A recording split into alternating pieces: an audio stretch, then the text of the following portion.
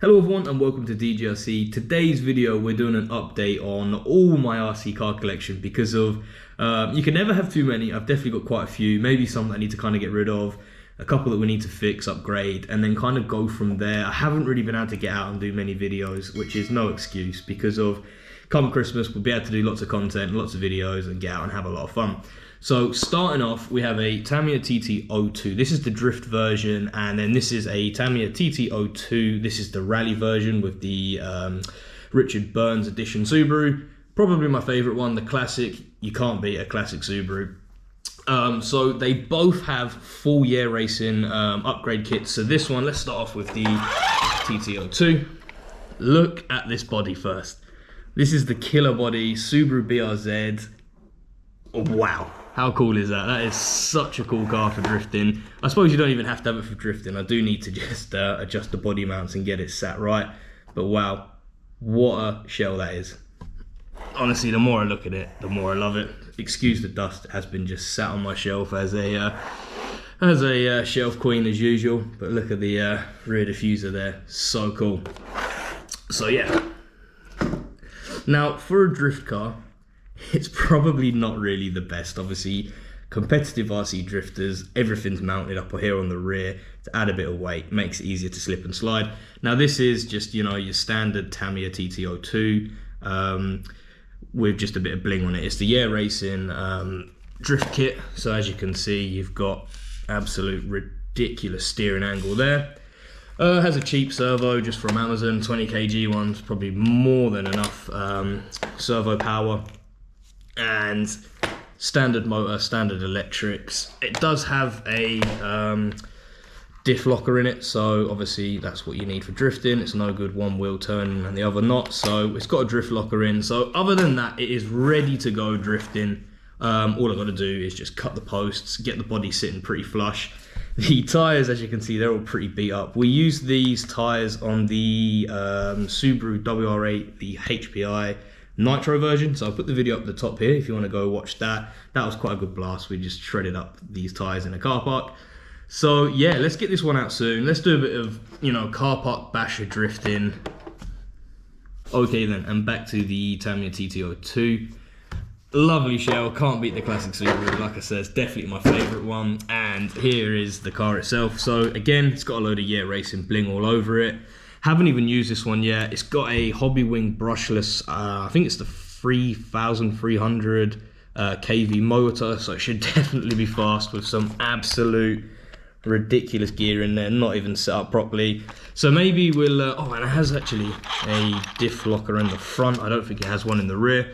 So yeah, again, just need to kind of get this one finally set up. It is actually ready to go, I think. So maybe we should plug a battery into this one. Definitely change these wheels because they are just rock hard, I suppose, rally wheels, I suppose, for the Subaru. So maybe we'll get some sort of racing compound ones on there, and then again just take that one out, have a bit of a bash with it and see where we go with that one.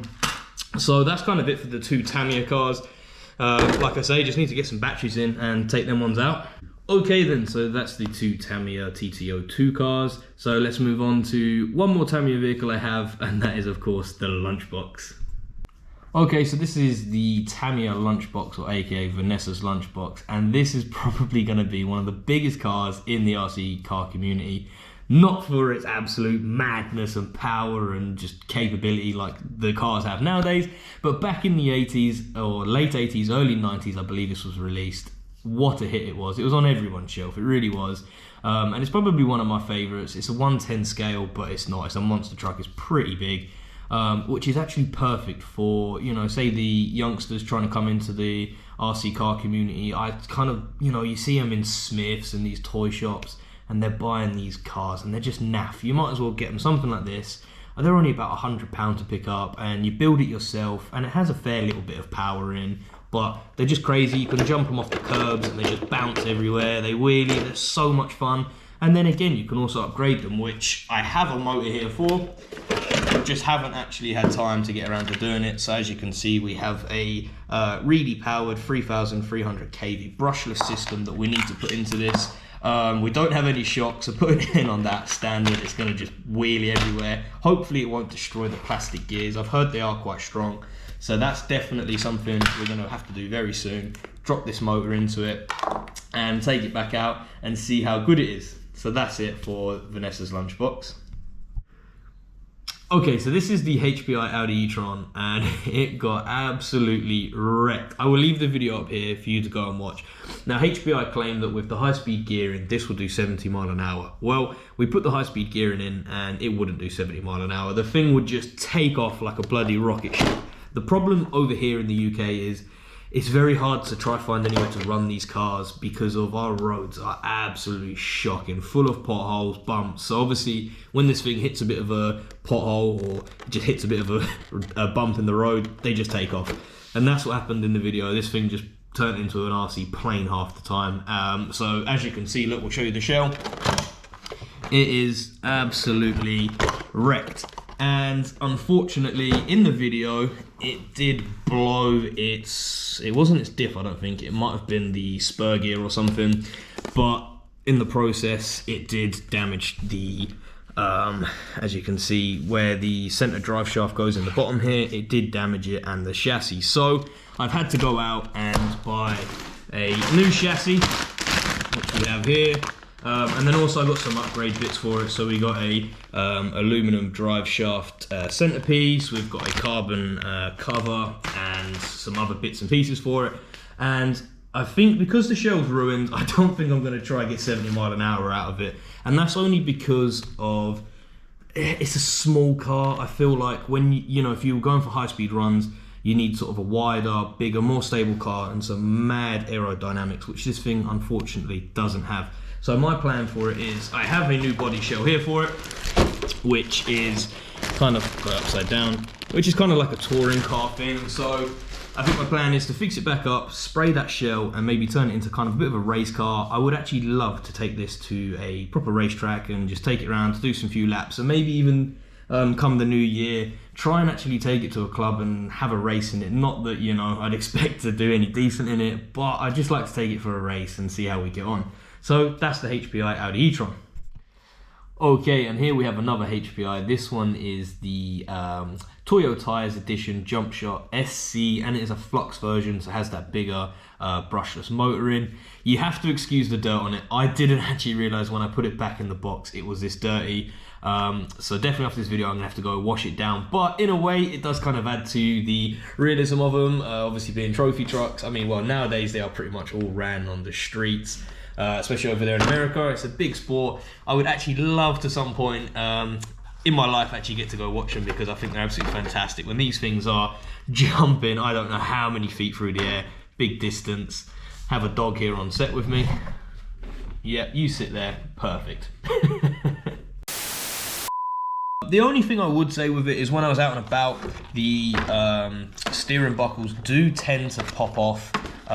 Let me know in the comments if you actually have this car and you have the same problem, because I think I'm going to have to look at upgrading them, because one did pop off and I had to buy a new one. Not that they're really expensive, but you know, when you buy an RC car and they're brand new, you don't want them popping off. And as you can see, it's really dusty and dirty. I didn't realise it was this bad. So yeah, definitely I'm going to have to go clean this now. But yeah, it kind of has that Savage chassis, the two sort of aluminum piece there. It does make them sturdy and stronger, but like I say, just these steering buckles in here, they do need upgrading, because they just tend to just pop off the hubs, and then if you lose them, you know, kind of, if you don't have a spare one, that's your day over with. Just a quick little bonus to you guys, I've ordered the brand new XL Savage. I think it's the 5.6, so hopefully I have it soon. I've been waiting all year for this car, and hopefully it doesn't disappoint. So yeah, as I said, this is obviously the flux one, so it's bigger, it's better, it's faster. This thing is super fast, as I just broken that bit now probably. Oh, I haven't broken that, have I? Yeah, I just split that somehow. Thanks HPI, I'll have to put a washer on that and fix that. So that's how you break an RC car in 2 seconds, not even using it. But yeah, so sorry, like I said, this is that flux, and it is a 4,000 kV motor. I didn't even realise that. It's stupid power in this. It goes super fast, as you can see, shreds all the dust up in its path. There's another video for this, took it over to a little BMX track, so yeah, click on the link up there and go watch that. That was a good laugh. So that is the Jump Shot SC Flux version. And here we have my favorite Nitro RC car, and it's the HPI WR8. This thing is crazy. If you've been thinking about buying it, honestly, just go ahead, get it. You will not regret it. Haven't tried it in the Flux. We only got it in the Nitro, but honest to God, it is so fast. The acceleration on it is, you know, better than what I thought. And, you know, if you go out in the car park bashing or just, you know, a bit of gymkhana hooliganism, is that even a word? That is sort of what this car is. You can have so much fun in a car park, off-road, bit of dirt with it. And as you can see, I do like to keep this one super clean, and you probably wouldn't even think I've used it, but I have so many videos of this on my YouTube channel. If I can leave the playlist there, then I will. Go check them out. If you've been following my channel and you're a subscriber, then you'll know pretty much most of my videos have been on this car, and genuinely is my favorite Nitro car so far. Not really much more to say on it other than it is genuinely so good. So yeah, go ahead and buy one if you haven't. So yeah, this car is completely stock. I've not done anything to it. It's so reliable, and the engine as well. Oh, it's the G3.0 and it holds a tune so well. Like normally, once you've done your braking procedure and you're trying to get it there, and then once you've got it to that sweet spot, normally after maybe a good few minutes or the next time you go to use it, it has to be retuned. This thing, I've genuinely not had to retune it once since the braking procedure. And like I said, I use it quite often. So definitely this RC car is going nowhere. It's my favorite. We're definitely going to keep it. And as for the shell as well, it has got so much abuse. Like I've rolled this thing, crashed it into curbs. As you can see, it is all scuffed and marked up, but it's still in one piece. Definitely, like I say, it's worth a buy. Definitely go check it out. So that's everything on the Subaru WR8 Nitro. So moving on to the Nitro buggies, I literally had 0 of these things, and now all of a sudden I own 3 of them, which I will show you in a second. But this one here I was actually really looking forward to. It's the new HPI Vorza 3.5 big block. It's the Nitro buggy from HPI. Now I'm not gonna lie, I'm quite disappointed with this. I took it out, I started to make the braking procedure video, and after the 2 tanks, the 3rd tank you then sort of, you know, drive around at a slow pace in a figure of 8. Now, it wouldn't hold the tune, it really wouldn't, and I was going off the book. So say if it was someone new that got this car, maybe it was their first Nitro car, and they were following how to tune an engine through the book, it's useless.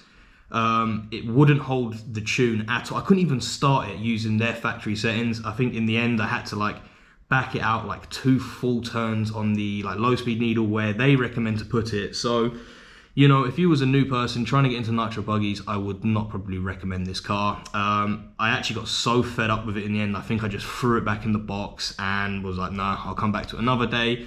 Because sometimes with Nitro tuning, you can just get in such a mess with them. They can really just sort of end up annoying you and not being fun. That's why flux and electric is so much easier. You plug in a battery, you turn on your transmitter, and off you go. Whereas these things, they can be a big pain. But once we get it going, I'm hoping it will be better. The suspension's kind of, you know, not as sloppy as what it was when it came out the box. I think it's stiffened itself up a bit, where it's probably been sat in the box for the last month. But yeah, so we need to kind of get this one back out and finish that video, because of it does look like a good Nitro buggy. We just need to get it out and actually test it, get the braking done on it. So yeah, let me show you the next Nitro buggy that I got as well. And here is the other Nitro buggy I had. So like I said, I had no Nitro buggies and I've now got 3 of them. This one I brought off a older gentleman. I think he was like in his 40s.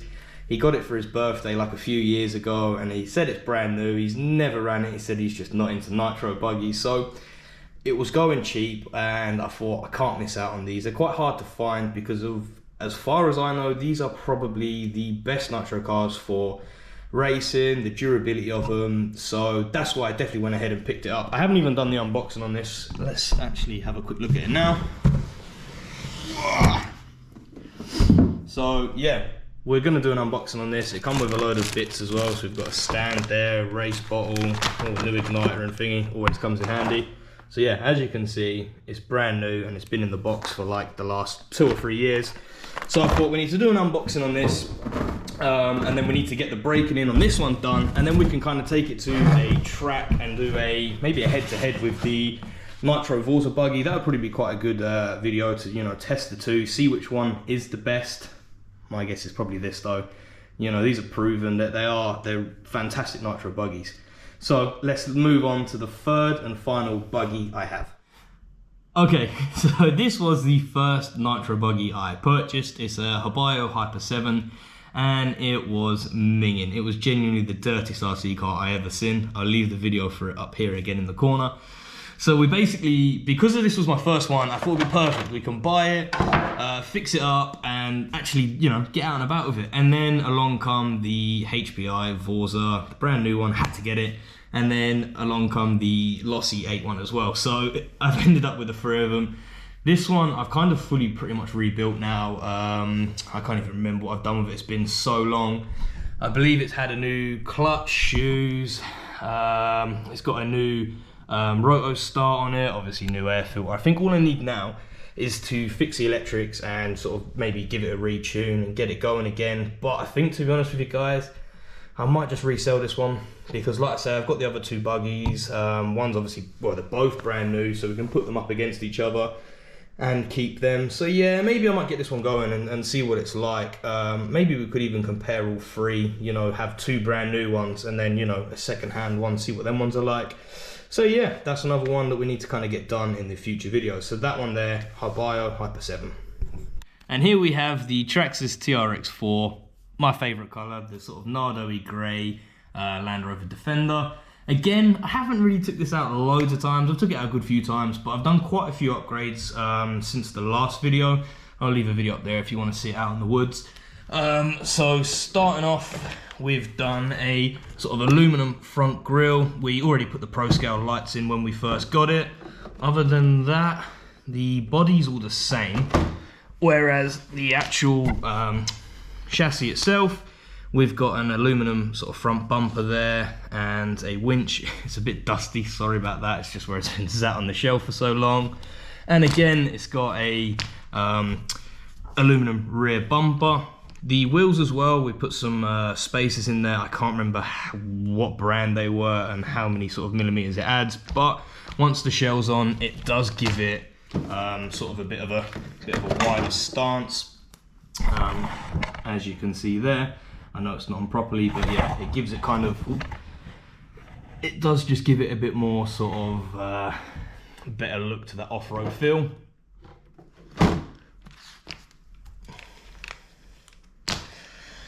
So yeah, just need to get it out a bit more and get some more videos of it.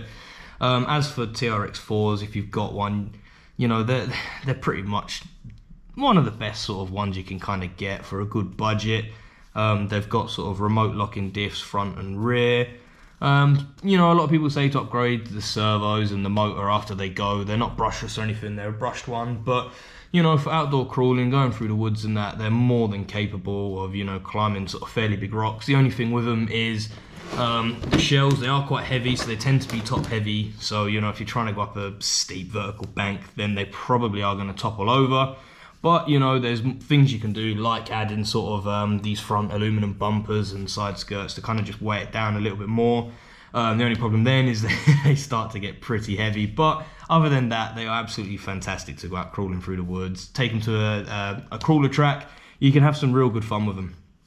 So out the box, they are perfect cars. Okay, and then for my last car, this is the grandfather to my collection. This was my first ever RC car I got. It's the HPI Trophy Flux. It's a Truggy. I don't know when these come out. I can't even remember how old I was when I had this. I must have been like, I don't know, 16 possibly when I got that. So it must be like 9, 10 years old now. But wow, what an RC car it is. It runs on 3S capable. It is so fast, like it's crazy fast. Of course, it's all-wheel drive, so it has some crazy acceleration and power and extremely durable.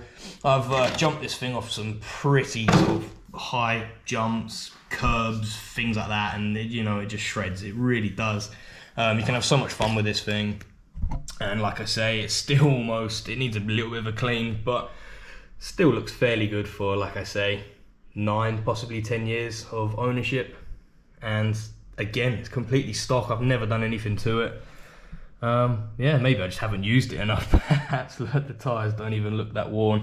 I think the only things I've ever had to change is hubs, where I've I smashed it into a metal container, and yeah, it obviously didn't like that. But yeah, Trophy Truggies, can't go wrong with them. Fantastic car from HPI.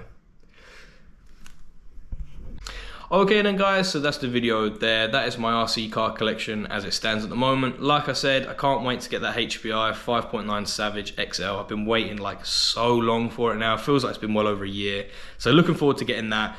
So I think the next few videos are definitely trying to get these Nitro buggies broken in, maybe get them on like a head-to-head. I think that'd be quite good. So we've got lots to do. So yeah, if you've sort of, you know, enjoyed the video, you want to see these in future videos, don't forget to go down in the comments and let me know what you want to see, because of, you know, whatever everyone comments on, that's what I'll kind of push for and get them ones done. So don't forget to subscribe and hit that bell icon, because any future videos that come up, you'll be the first to see. So thanks guys for watching. Please like and subscribe.